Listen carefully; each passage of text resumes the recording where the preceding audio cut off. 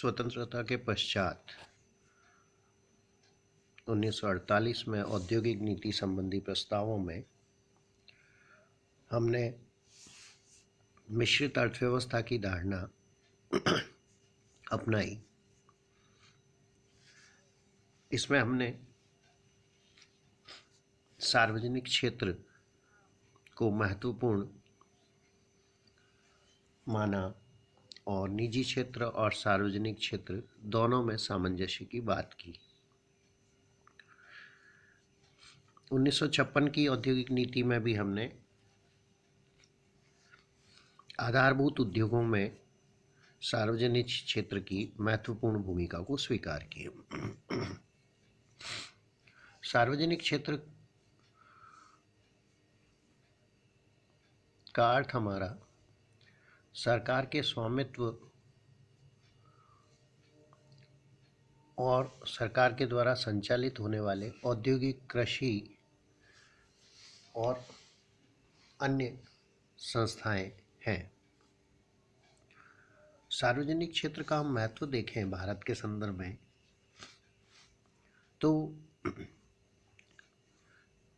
एक तो जो भारी पूंजी निवेश है, जिसमें बड़ी पूंजी निवेश की आवश्यकता है, ऐसे उद्योगों के लिए सार्वजनिक क्षेत्र ही उपयुक्त है, क्योंकि निजी क्षेत्र ऐसे उद्योगों में कई बार निवेश करने का साहस नहीं करता।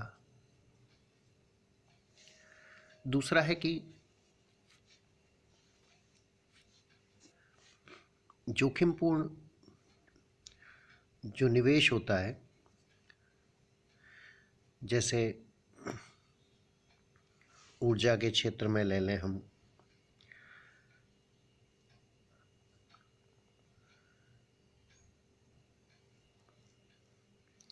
परिवहन के क्षेत्र में ले लें, जहाँ बड़ी मात्रा में पूंजी निवेश होता है और शीघ्र लाभ की उम्मीद नहीं होती है, या लाभ कितना प्राप्त होगा यह कहना आसान नहीं होता है। ऐसे में सार्वजनिक क्षेत्र ही आगे आता है। तीसरा है कि जो सार्वजनिक सेवाएं हैं, टेलीफोन, जल आपूर्ति, विद्युत आपूर्ति, परिवहन सेवाएं, डाक, इन क्षेत्रों में सार्वजनिक क्षेत्र अधिक उपयुक्त है, क्योंकि सार्वजनिक क्षेत्र जनहित में कार्य करेगा, जबकि निजी क्षेत्र यदि इन कार्यों में है तो उसका मुख्य उद्देश्य लाभ होगा, जनहित पीछे छूट जाएगा। फिर हम बात करें तो जो रक्षा संबंधी उद्योग हैं, उनमें सार्वजनिक क्षेत्र ही अधिक उपयुक्त है, सामरिक दृष्टि से और गोपनीयता की दृष्टि से भी।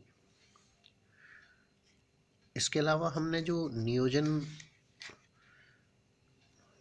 अर्थात पंचवर्षीय योजनाओं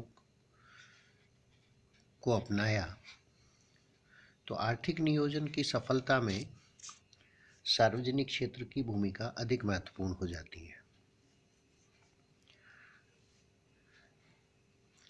इसके साथ ही सार्वजनिक क्षेत्र से जो एकाधिकारी प्रवृत्तियां हैं या आर्थिक सत्ता का केंद्रीकरण की प्रवृत्तियां हैं, उसमें कमी आती है या उस पर रोक हो सकती है।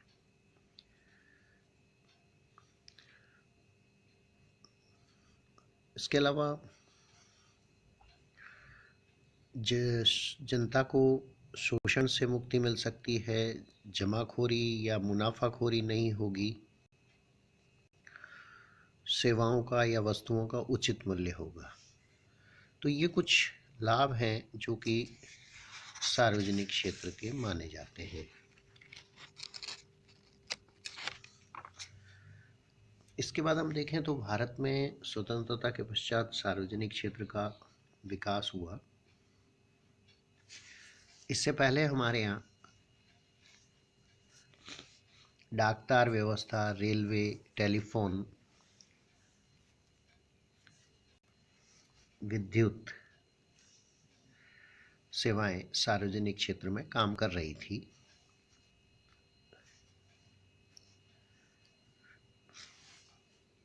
उन्नीस सौ अड़तालीस में हमने रिजर्व बैंक का राष्ट्रीयकरण किया।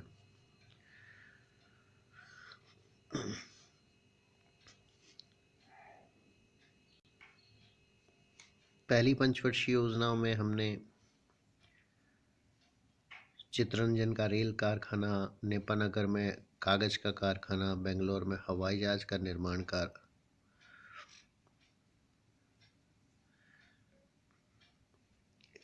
एयर इंडिया और इंडियन एयरलाइंस, हिंदुस्तान एंटीबायोटिक कारखाना, शिपयार्ड स्थापित किए।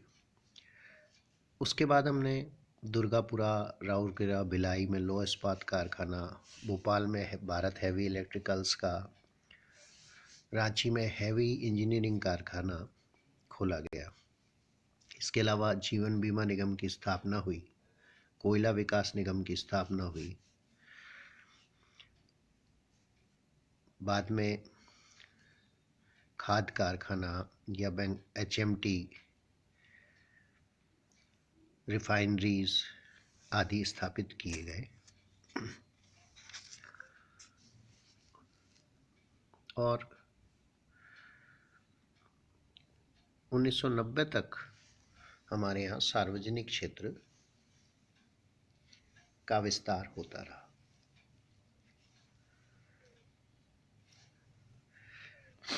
इस दौरान हम देखें तो सार्वजनिक क्षेत्र के उपक्रमों की संख्या जो 50-51 में 5 थी, वो 2014 में बढ़कर 234 हो गई। पूंजी निवेश भी देखें तो 1950-51 में केवल 29 करोड़ रुपए का था, जो 14-15 में बढ़कर लगभग 11 लाख करोड़ रुपए का हो गया। सार्वजनिक क्षेत्र के उत्पादों के मूल्य में भी वृद्धि हुई, लाभ में भी हुई। रोजगार की मात्रा देखें तो 2007-08 तक सार्वजनिक क्षेत्र के उपक्रमों में लगभग 21 लाख कर्मचारी कार्यरत थे, किंतु बाद के वर्षों में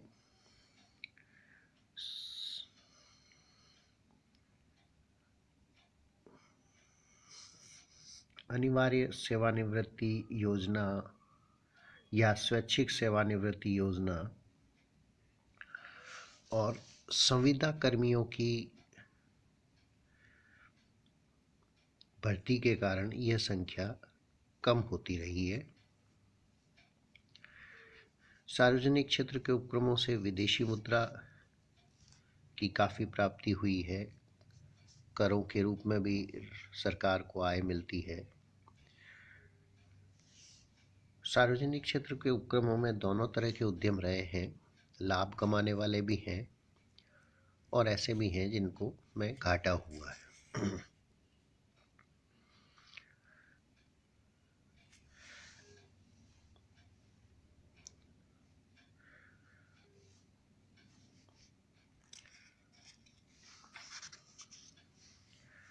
उन्नीस सौ 91 में हमने उदारीकरण की जो नीति अपनाई, उसके पश्चात सार्वजनिक क्षेत्र के उपक्रमों में विनिवेश की नीति अपनाई गई और कई उद्यमों में 26% या उससे अधिक हिस्सेदारी को कम किया गया।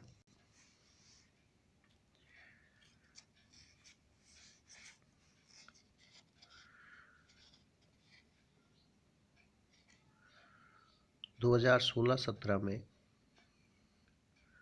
लगभग 44,000 करोड़ रुपए विनिवेश के जरिए सरकार को प्राप्त हुए।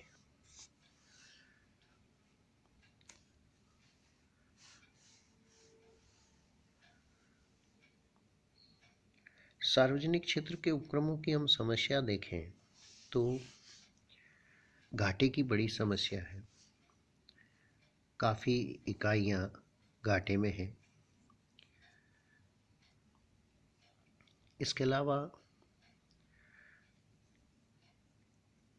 इन योजनाओं में निर्माण की अवधि लंबी हो जाती है, समय पर कार्य पूरा नहीं होने के कारण लागत बढ़ जाती है।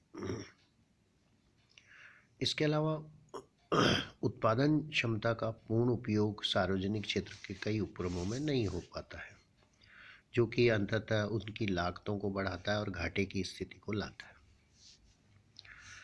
एक मुख्य समस्या है कुशल प्रबंधन की। इन क्षेत्र के उपक्रमों में कई बार प्रशासनिक अधिकारियों को प्रबंध दे दिया जाता है, जो कि संभव है। व्यावसायिक कुशलता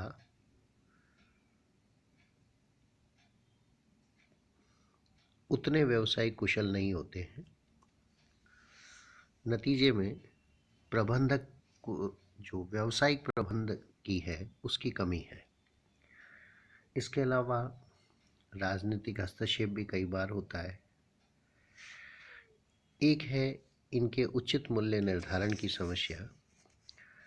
जनहित में या विभिन्न स्थितियों के कारण मूल्य निर्धारण यदि उचित नहीं हो तो उपक्रम के लिए घाटे की स्थिति आ जाती है। इसके अलावा कई बार इनके स्थानों का चयन आर्थिक सिद्धांतों से न जुड़ा होकर राजनीतिक हो जाता है,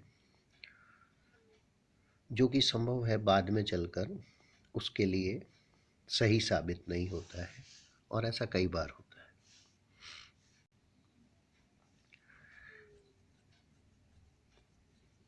इन कारणों से सार्वजनिक क्षेत्र की कई इकाइयां घाटे में हैं, किंतु दूसरी ओर कई इकाइयां ने लाभ भी दिया है। लेकिन फिर भी एक बात है कि घाटे के बावजूद भी कई क्षेत्र ऐसे हैं जहां सार्वजनिक क्षेत्र की महत्ता है और उसकी आवश्यकता है। लोक कल्याणकारी राज्य में या जनता के हित में सार्वजनिक क्षेत्र के उपक्रम आवश्यक हैं। रेलवे की हम बात करें या टेलीफोन सेवाओं की बात करें या परिवहन सेवाओं की बात करें, विद्युत आपूर्ति या जल आपूर्ति, इन सेवाओं में लाभ उद्देश्य नहीं हो सकता। कई बार जनता को उचित मूल्य पर सेवा देना उचित होता है। ऐसे में सार्वजनिक क्षेत्र की महत्ता है अभी भी। इनमें प्रबंधन की कुशलता बढ़ाने की आवश्यकता है और आधुनिक तकनीक का इस्तेमाल करें तो सार्वजनिक क्षेत्र के उपक्रम अभी भी आवश्यक है हमारे लिए।